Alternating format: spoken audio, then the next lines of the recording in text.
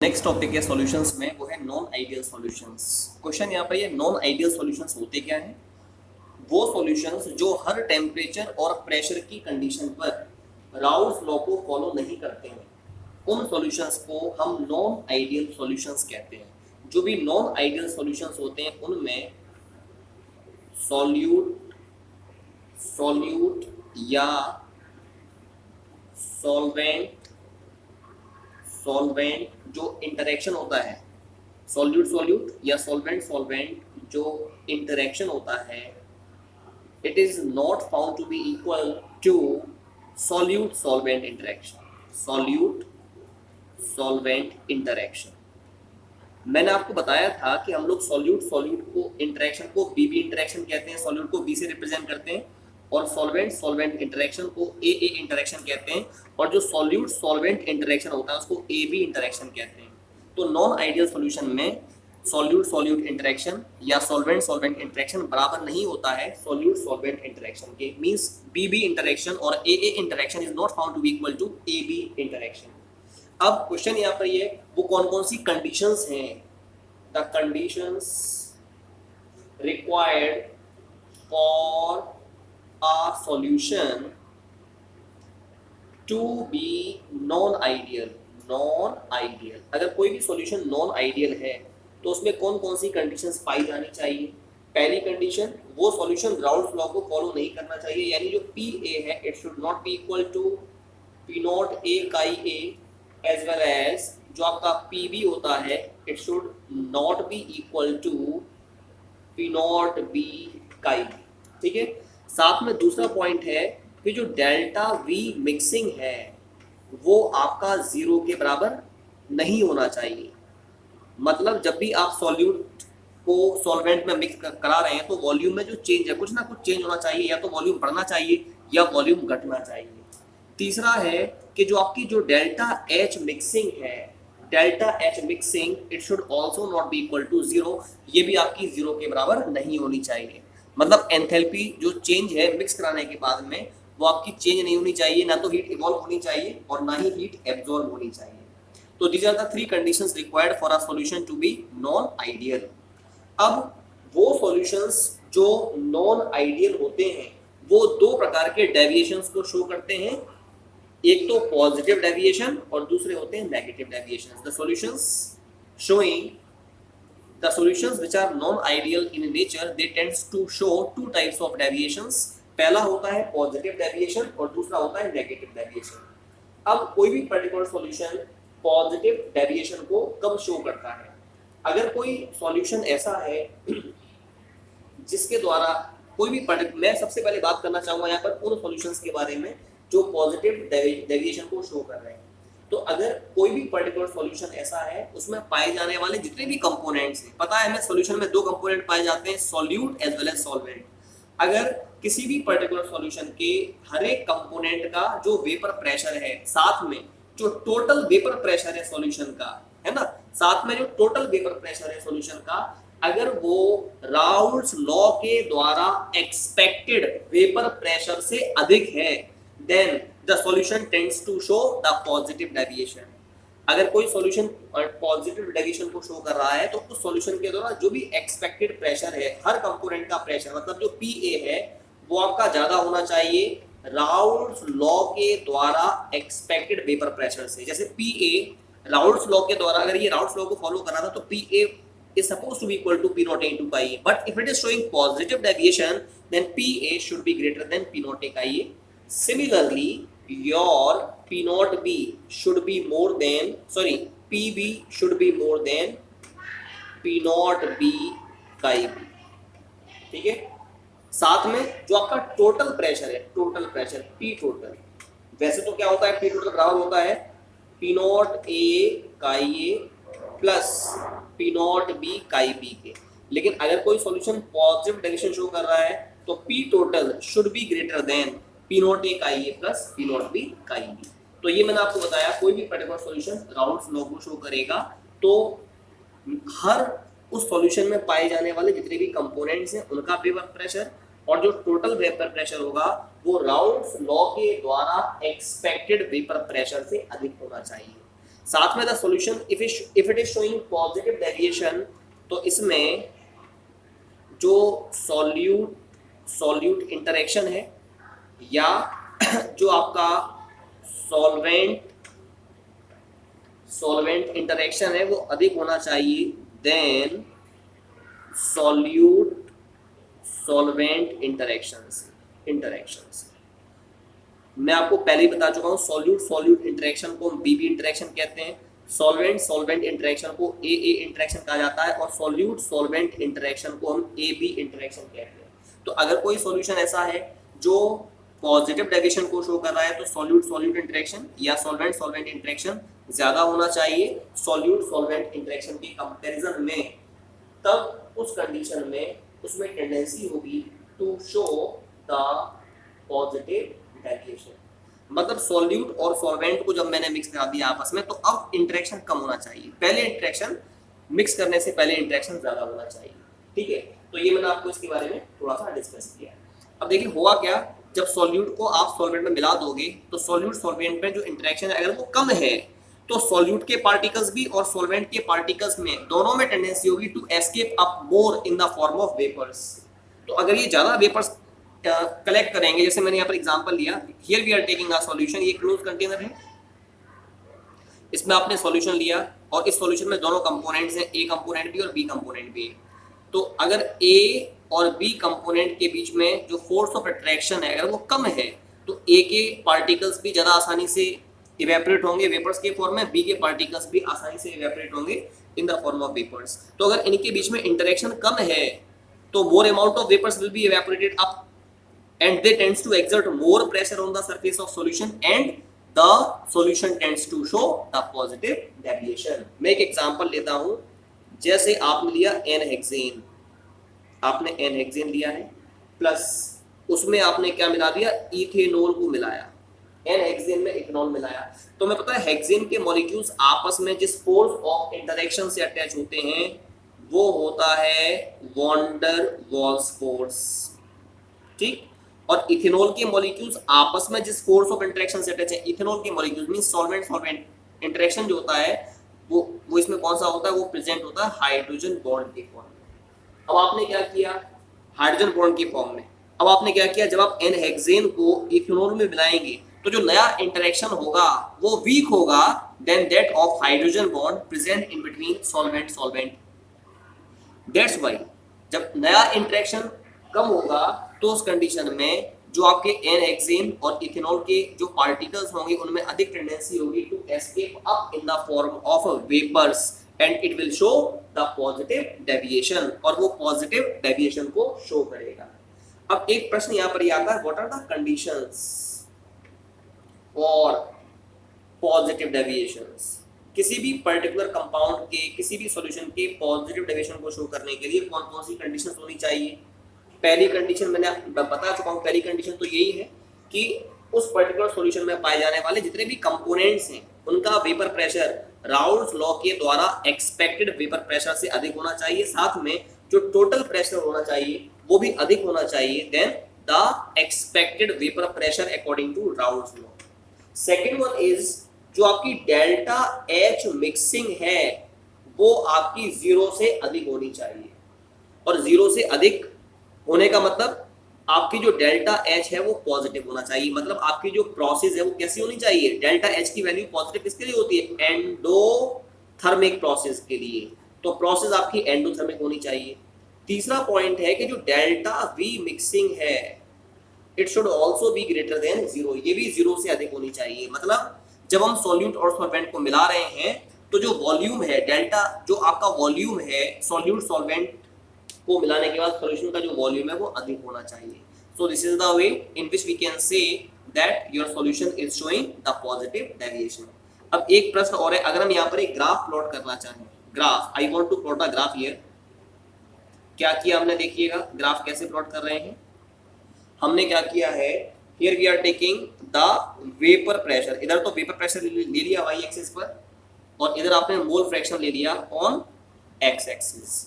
ठीक है, so if you will plot a graph, हमें पता है अगर ये सॉल्यूशन आइडियल होता, आइडियल, तो आइडियल सॉल्यूशन के लिए हमें जो ग्राफ मिलता है वो ऐसा मिलता है। मैंने ये मान लिया यहाँ पर जो काई ए है ना वो 0 है, और यहाँ पर आपका जो काई ए है वो बढ़कर 1 हो रहा है। ठीक, ऐसे ही यहाँ पर जो काई ए है वो 1 है, और यहाँ सॉरी काई बी जो है वो 1 है, और यहाँ पर काई बी क्या हो जाएगा आपका 0 हो जाएगा। तो आपने देखा इधर से इधर जाने पर आपका जो मोल फ्रैक्शन है वो बढ़ रहा है, और हमें पता है मोल फ्रैक्शन के डायरेक्टली प्रोपोर्शन होता है वेपर प्रेशर। तो ये ए कंपोनेंट का जो वेपर प्रेशर है इस पर्टिकुलर पॉइंट पर उसको हम पी नॉट ए से करेंगे रिप्रेजेंट। ठीक है, ऐसे बी कंपोनेंट के लिए we will represent here by P naught B, इसको हम पी नॉट बी से रिप्रेजेंट करेंगे। और जब आप इन दोनों पॉइंट्स को आपस में मिला देंगे तो इन दोनों पॉइंट्स को मिलाने के बाद में it will represent the total pressure. तो ये तो हो गया आइडियल सॉल्यूशन के लिए। लेकिन अगर हमारा सॉल्यूशन नॉन आइडियल है and it is following the positive deviation, then what will happen, आपको जो ग्राफ मिलेगा वो इस तरीके से मिलेगा, पॉजिटिव डायरेक्शन में डेविएशन आपको देखने को मिलेगा, and it will represent P A, ये पी ए को रिप्रेजेंट करेगा। ऐसे ही बी कंपोनेंट के लिए आपको again you will get the graph in the positive direction like this, ये आपका पी बी को रिप्रेजेंट करेगा, और टोटल जो प्रेशर है वो आपको इस तरीके से मिल जाएगा ऐसे। जो टोटल प्रेशर है ना पी टोटल ये क्या हो जाएगा, it will be equal to P A plus P B, ये P A plus P B के बराबर हो जाएगा। So this we discuss about the positive deviation. ये मैंने पॉजिटिव डेविएशन के बारे में बात की। अब इसके बाद मैं बात करना चाहूंगा वो सॉल्यूशंस जो नेगेटिव डेविएशन को शो करते हैं। ठीक है, now we will discuss about the next category, that is the solutions showing the negative deviations। ठीक है, देखिए बच्चों वो कौन से सॉल्यूशंस हैं या नेगेटिव डेविएशन होता क्या है। So now the next topic will be the solutions showing negative deviation.